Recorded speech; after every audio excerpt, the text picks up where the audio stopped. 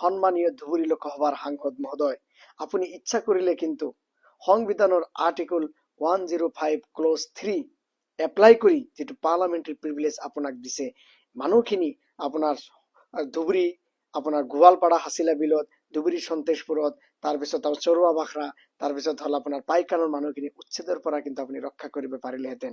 কেতিয়াবা পইচা নিদিয়াকৈ আপোনাৰ মানুহক সহায় নকৰাকৈ আকল আৰু দিমাগৰে সংবিধানখন হাতিয়াৰ হিচাপে ব্যৱহাৰ কৰি আপুনি কিন্তু ইচ্ছা কৰিলে ৰক্ষা পাৰিলেহেঁতেন।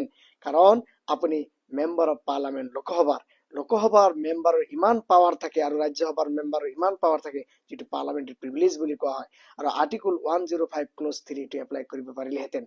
এই আৰ্টিকল আপুনি এপ্লাই কৰি এই মানুহখিনিক বচাব পাৰিলেহেঁতেন, কিন্তু আপুনি নকৰিলে। মানুহখিনিক জাহান্নামৰ পিনে ঠেলি দিলে। আপুনি উচ্ছেদ হৈ গল, মানুহখিনি 40,000 মানুহ বেঘৰ হৈ গল।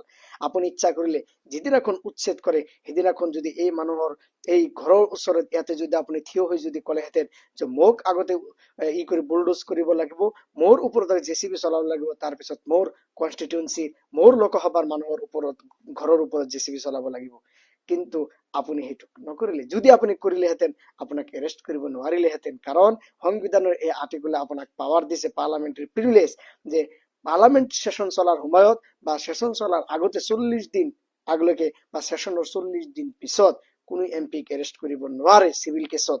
আৰু ক্ৰিমিনেল কেছত যদি এৰেষ্ট কৰে তেনেহলে স্পিকাৰৰ পৰা পাৰ্মিশন লাগিব, আৰু স্পিকাৰে পাৰ্মিশন যে ৰিটেন পাৰ্মিশন দিব ইমান সহজ কথা নহয়।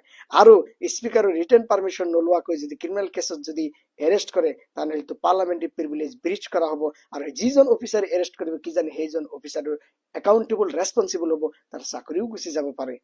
তা আপুনি এই মেটাৰত যদি আপুনি থিয় হলেহেঁতেন, এই মেটাৰটো পুৰা নেশ্যনেলাইজ হলেহেঁতেন। কাৰণ এজন এমপিক এৰেষ্ট কৰা ইমান সহজ কথা নহয়। আপোনাৰ চিভিল কেছত আপোনাৰ এৰেষ্ট কৰিবই নোৱাৰে। আপোনাৰ মাত্ৰ 21 তাৰিখত, এই মাহৰ 21 তাৰিখত জুলাইৰ আপোনাৰ পাৰ্লামেণ্টৰ মনচুন সেশন ষ্টাৰ্ট হ'ব। কিমান দিন বাকী আছে এতিয়ালৈকে, কিন্তু উচ্ছেদ কৰা হল মানুহখিনিক, আপুনি থিয় নহল। উচ্ছেদ কৰাৰ পিছত যায় আপুনি 500 টকা কৰি বিলাবলৈ, মানুহক চাউল দিবলৈ, 2 কেজি চেনি দিবলৈ আপুনি যায়। কিন্তু এইবিলাক নিদিয়াকৈ একো দৰকাৰ নাছিল। এই মানুহখিনি উচ্ছেদৰ সময়ত যদি আপুনি আগতে থিয় হলেহেঁতেন, এই আৰ্টিকল হাতিয়াৰ হিচাপে লৈ যে মোক আগতে এৰেষ্ট কৰক, তাৰপিছত কিন্তু আপোনাক এৰেষ্ট কৰিব নোৱাৰে। কাৰণ আপোনাক এৰেষ্ট কৰাৰ লগে লগে পুৰা ইস্যুটো নেশ্যনেলাইজ হৈ যাব।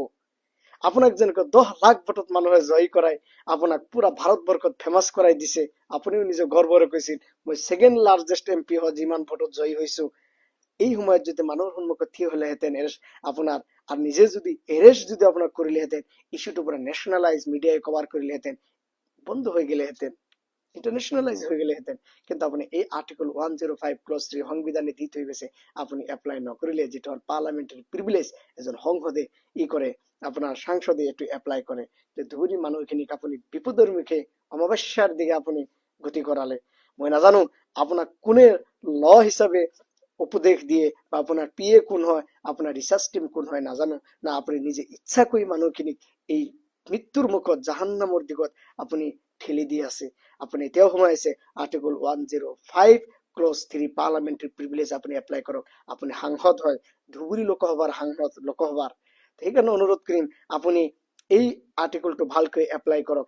এৰেষ্ট আপোনাক কৰিবলৈ দিয়ক, এৰেষ্ট কৰিবই নোৱাৰে, আপুনি ভালকৈ জানে পৰিব এই আৰ্টিকল, এৰেষ্ট কৰিবই নোৱাৰে। কৰিলেও নেশ্যনেলাইজ হৈ যাব, মানুহখিনি বাচি যাব। মনত ৰাখিব সাংসদ মহোদয়, আপুনি ইমান দিনৰ এক্সপিৰিয়েঞ্চ থকা মানুহ, কিন্তু লোকসভাত যে আপোনাৰ পাৰফৰমেন্স একেবাৰেই দুৰ্বল।